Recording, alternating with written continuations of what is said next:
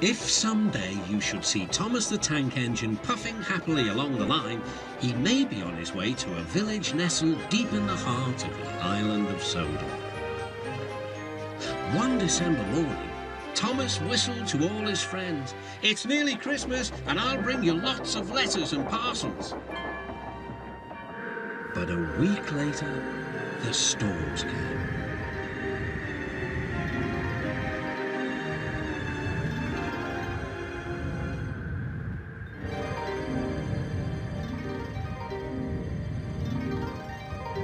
The island was covered with thick snow. The engines found work difficult. Some had to help clear snow from the track, and workmen hacked away at the frozen banks of ice. Thomas and Percy were collecting important post for Christmas. "Driver said there's lots of post for the village," said Thomas. "I'll need an extra truck for it all." Percy was feeling left out. "It's not fair. You're not leaving any post for me." But Percy's chance had come. "There's been a change of plan," said Thomas's driver. "The Fat Controller needs us at the big station. Percy, you are to take Thomas's train to the village." Percy was delighted, but Thomas was sad. "I won't be able to say Happy Christmas to all my friends." "Don't worry," said Percy kindly. "I'll do it for you." "It's not the same," sighed Thomas. Percy was making good time on his way to the village when suddenly, "What's that?" called his driver. There ahead was a fogman by the line. He was holding a red light. "The village is cut off by snow," he shouted. "We need snowplows, workmen and a helicopter. Leave your trucks in the sidings and go back quickly." Percy was soon steaming to Harold's airfield. "Beep, beep," whistled Percy. "Wake up, lazy wings. The mountain villagers need your help. They're stranded." "Whiz-ow," replied Harold. "I like an emergency to keep me warm." And he buzzed away. "Now," sighed Percy, "what's next?" Suddenly, there was Thomas with Terence the tractor and a works train. "Come on, Percy," whistled Thomas. "Follow me." The two engines battled their way through the snow.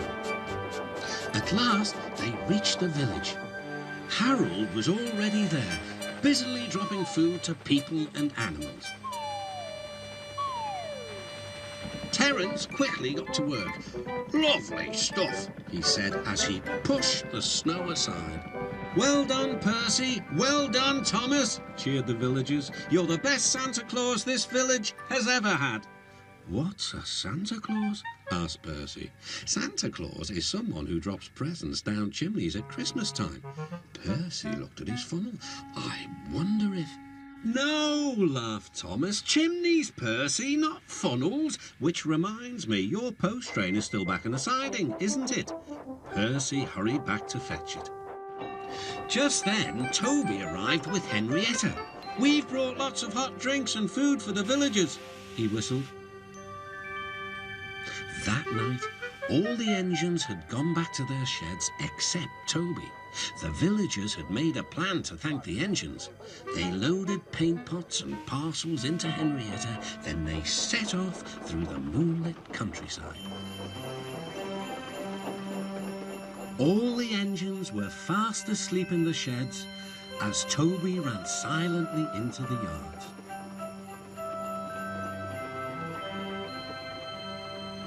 He had no idea what the villagers were going to do, but he knew it was going to be a big surprise.